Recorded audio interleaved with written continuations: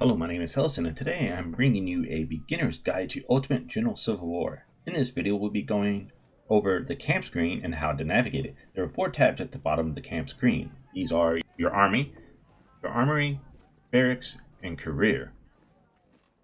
Let's go over the army screen first. In the top right of the army screen, we will see your 3 resources.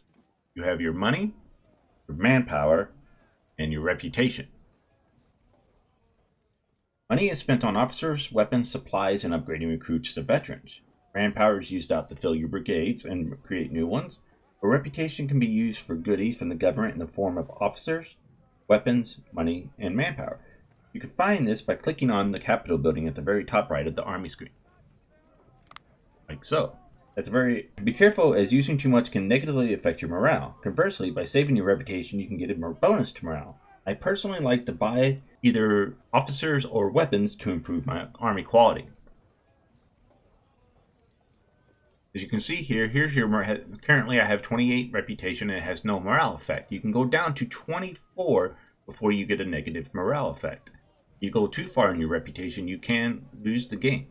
Go far higher above this, you eventually get +1 to morale and so on.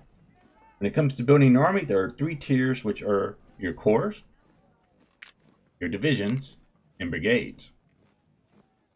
You want your highest ranking officers in the top positions, as this affects the efficiency of all other troops below it. So if you have a colonel here, it will affect your efficiency modifier on every brigade below him. Whereas if you have a brigadier general here, it would affect the efficiency of all the divisions below him.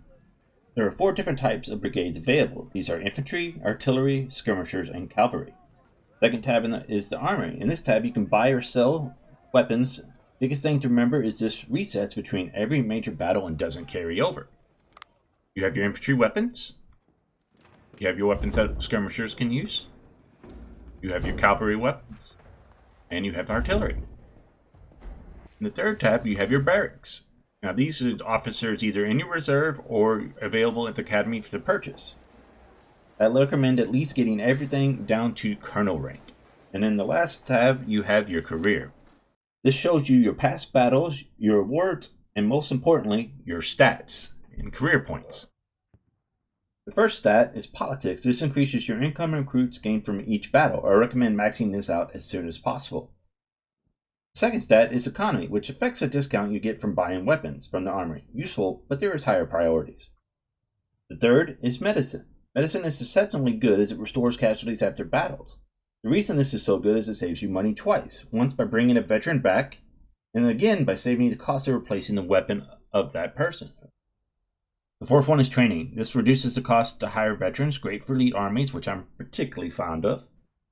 The fifth one is army organization. This affects the number of corps available, the number of divisions in those corps, and the size of the brigades allowed in the divisions. I recommend putting your first points in politics and then the next 5 in army organization. This will allow you to have the needed units for the Battle of Shiloh. After that, I would max out politics, medicine, training, and so forth. The sixth stat is logistics, useful but as a secondary early on, as you can offset the supply by just upping your supply train. The last one is reconnaissance. Do not put anything here unless everything is full, as all this does is give you info on the enemy. It doesn't actually affect the battle. The last thing we go over is at the top of the campaign. It's a battles map. Now in your battles maps, you will be able to choose your minor battles or your major battles. Highly recommended to do all minor battles, as this gives you more money, manpower, and reputation. Needed experience for your troops. And then you have your major battles, which is 106 money, manpower, and more, usually higher reputation. So now we're going to go over our army camp screen, but we're going to go over the actual units. So in each corps, you can have up to 4 divisions and up to 6 brigades in each one of those. I recommend having at least 3 infantry brigades, 1 artillery brigade. The last 2 spots can be filled with a mix of anything. Infantry brigades max size is limited by your army organization level. Now you can go one of 2 ways. You can either have a lot of 1,000 strong units, which causes the AI to have some smaller units. The downside to this is you have a small skirmisher units, and it's easier to lose a brigade to shattering. Now larger units build stronger units of skirmishers and take a lot more casualties before they shatter. I also recommend specializing infantry brigades for lead or shooting. Next is artillery, which comes in a couple of variety, which is I break down as close range anti-infantry and long range anti-artillery. One thing to know here is the larger the unit, the slower it rotates. Now we come to cavalry. There are two types of cavalry. You have melee and dragoons. Max size for a cavalry unit is 750, which I recommend for melee. You use melee to basically hunt down skirmishers in open terrain, kill artillery in the backfield, and attack routed infantry brigades. Dragoons are basically mounted skirmishers and should be used as such. And finally, we have skirmishers, which have a max size of 500. I usually break them down to snipers and flankers.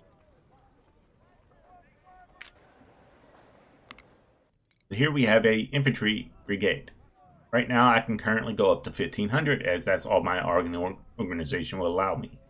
Now, I will currently have a campaign started that I will go over this in more detail for you to kind of watch along to actually see how I put this into use in battle. This has been Hellsen, and I hope you have found this video useful. Make sure you hit that subscribe and thumbs up button to help support the channel. If you really want to help support this content so I can make more, check out my Patreon using the link in the description below. As always, you can catch me online on Twitch.